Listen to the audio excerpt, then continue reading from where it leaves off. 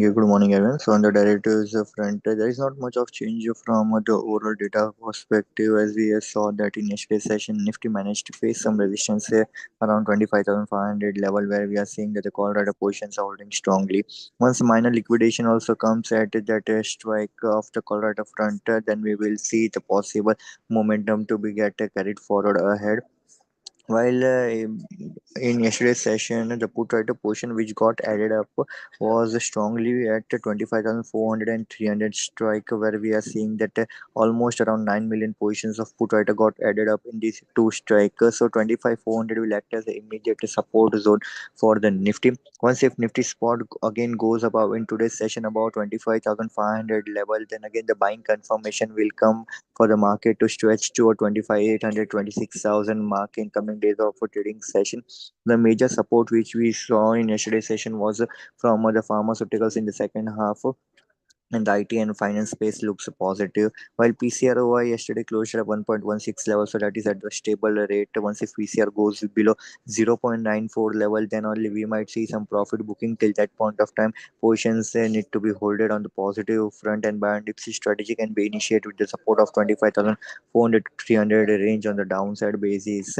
While on the stock specific and sector specific front counter that looks positive, while majorly will be from the pharma space, Mankind Pharma, Sun Pharma, Cipla, and Aura Pharma looks positive. Another counter that looks positive, where we saw that the fresh long positions got added up in yesterday's session, was HFCL. In HFCL, almost around 121 million positions of the OI got added up in yesterday's session, due to which the fresh OI were very strong in yesterday's session, and we can see the price momentum to be carried forward in today's session also. While the counter that looks negative in today's session will be SBI Card, PI Industry, and Mazgaon Dock looks negative. So that's it from Better Front. Thank you.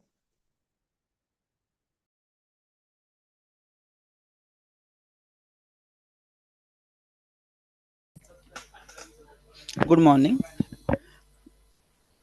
Uh, Two IPOs are opening today, starting with Satvik Green Energy Limited. Satvik is a solar PV module manufacturer with 3.8 gigawatt capacity, offering advanced monoPERC and N-type TOPCon modules along with EPC and O&M services.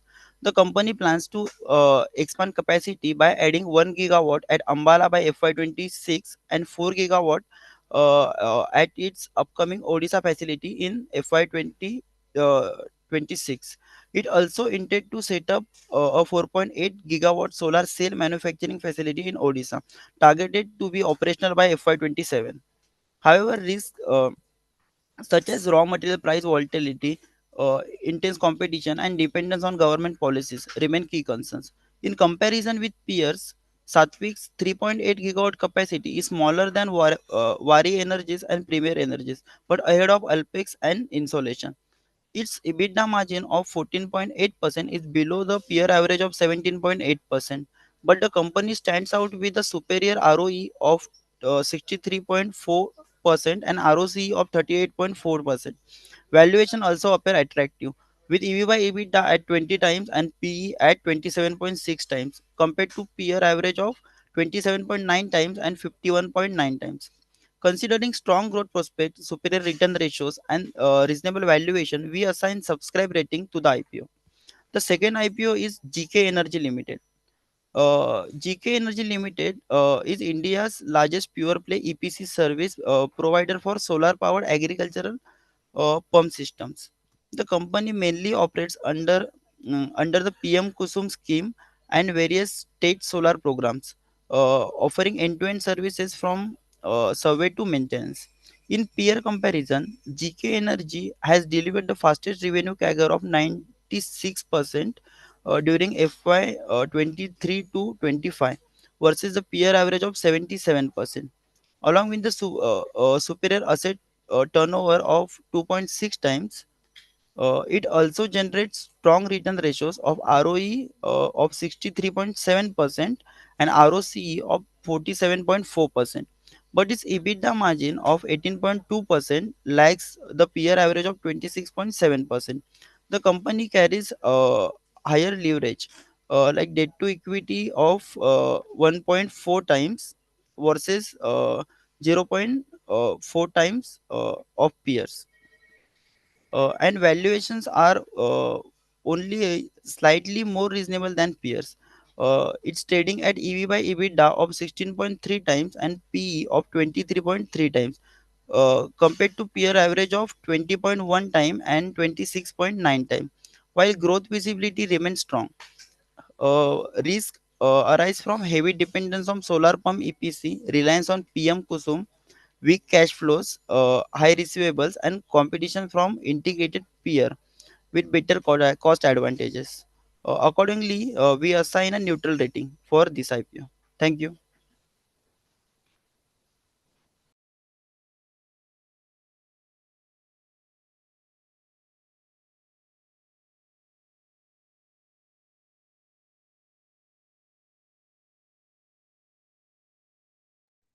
Yeah, that's all from us. And I'll request commodity team to take up from here. Yes, sir. Thank you very much. Good morning, everyone. So yesterday we witnessed profit booking in gold and silver from higher levels.